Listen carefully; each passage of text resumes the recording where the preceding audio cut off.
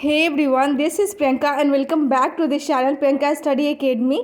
और आज हम लोग का जो है वो इकोनॉमिक्स का क्लास होने वाला है, जो 71st बीपीएससी के रिगार्डिंग काफ़ी ज़्यादा इंपॉर्टेंट क्वेश्चन है, उसे हम लोग करेंगे आज की कक्षा में। और ये जितने भी क्वेश्चन है वो BPSC exam, Bihar SSC, SSC, teaching, railway exams के लिए काफ़ी ज़्यादा हेल्पफुल होने वाले हैं। सो हम लोग अपने क्लास को शुरुआत करते हैं। Let's now start the class. और ये इकोनॉमिक्स से रिलेटेड जितने भी क्वेश्चन हैं वो काफ़ी ज़्यादा महत्वपूर्ण क्वेश्चन हैं। क्वेश्चन नंबर 1 है, केंद्रीय बजट 2025-26 का आकार क्या है? केंद्रीय बजट 2025-26 का आकार क्या है? तो 50.65 लाख करोड़, 50.65 लाख करोड़ है। क्वेश्चन नंबर 2 है, बीमा सेक्टर में प्रत्यक्ष विदेशी निवेश यानी कि एफडीआई जो है वो फॉरेन एफडीआई यानी फॉरेन बीमा सेक्टर में प्रत्यक्ष विदेशी निवेश यानी कि एफडीआई की सीमा केंद्रीय बजट में कितना किया गया है? एफडीआई यानी फॉरेन डायरेक्ट इन्वेस्टमेंट कितना किया गया है? तो इसका करेक्ट आंसर होगा 100%। 100% किया गया है बीमा सेक्टर में एफडीआई। क्वेश्चन नंबर 3 है, कराधान का सामर्थ्य सिद्धांत किसने प्रतिपादित किया? कराधान का सामर्थ्य सिद्धांत किसने प्रतिपादित किया? तो इसका करेक्ट आंसर होगा एडम स्मिथ, जो कि जाने माने एक अर्थशास्त्री है वो उन्होंने किया सामर्थ्य सिद्धांत का प्रतिपादन। क्वेश्चन नंबर 4 है, इफ़को क्या है? इफ़को जो है वो क्या है? इफ़को क्या है? इफ़को भारतीय कृषक उर्वरक सहकारी संस्था है। भारतीय कृषक उर्वरक सहकारी संस्था, Indian farmers fertilizer cooperative limited है इफ़को का full form.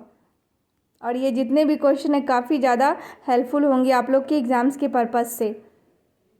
So question number 5 है, नरसिम्हम समिति 1 और 2 का संबंध किससे है? नरसिम्हम समिति 1 और 2 का संबंध बैंकिंग सेक्टर से है, बैंकिंग सेक्टर से यानी कि बैंकिंग क्षेत्र से।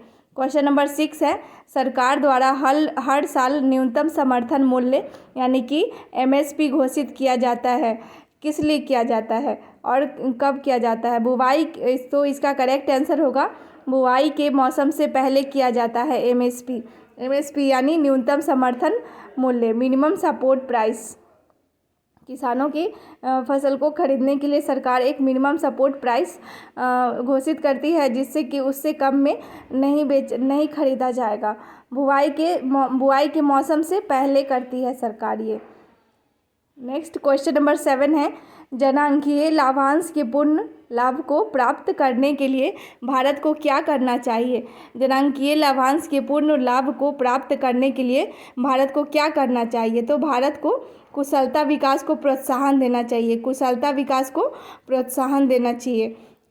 क्वेश्चन नंबर 8 है, आर्थिक नियोजन इकोनॉमिक प्लानिंग किस सूची का विषय है? आर्थिक नियोजन इकोनॉमिक प्लानिंग जो है वो समवर्ती सूची का विषय है। जैसा कि आप लोग जानते हैं कि 3 तरह के सूची होते हैं, तो यूनियन और स्टेट और कनकरेंट, तो ये कनकरेंट लिस्ट का सूची है। समवर्ती सूची का विषय है इकोनॉमिक प्लानिंग। और जनांकीय लाभांश के पूर्ण लाभ को प्राप्त करने के लिए भारत को कुशलता विकास को प्रोत्साहन देना चाहिए, यानी कि कौशल आधारित योजना चलाना चाहिए। और इकोनॉमिक प्लानिंग जो है वो समवर्ती सूची का कनकरेंट लिस्ट का विषय है। क्वेश्चन नंबर 9 है, राजा चलैया समिति का संबंध किस विषय से है? राजा चलैया समिति का संबंध जो है वो कर सुधार से, टैक्स रिफॉर्म्स से। और यहाँ 2 समिति दी गई है और उनसे संबंधित सेक्टर है। स्वामीनाथन समिति जनसंख्या नीति से संबंधित है। रंगराजन समिति जो है वो भुगतान संतुलन से संबंधित है। और ये हमारा इस टॉपिक का आज का लास्ट क्वेश्चन है, मुद्रा संकुचन क्या है? मुद्रा संकुचन जब अर्थव्यवस्था में वस्तु तथा सेवाओं की आपूर्ति की अपेक्षा उनकी मांग कम हो जाती है, तो मुद्रा संकुचन की अवस्था कहलाती है। जब अर्थव्यवस्था में वस्तु और सेवाओं की आपूर्ति की अपेक्षा, यानी कि जितना वस्तु और सेवा होगा उसका मांग कम हो जाएगा, तो मुद्रा संकुचन कहलाता है। आई होप ये क्लास आप लोग के लिए काफ़ी ज़्यादा हेल्पफुल होंगे। So if you like this class then do like, share and subscribe to this channel, and thank you so much everyone.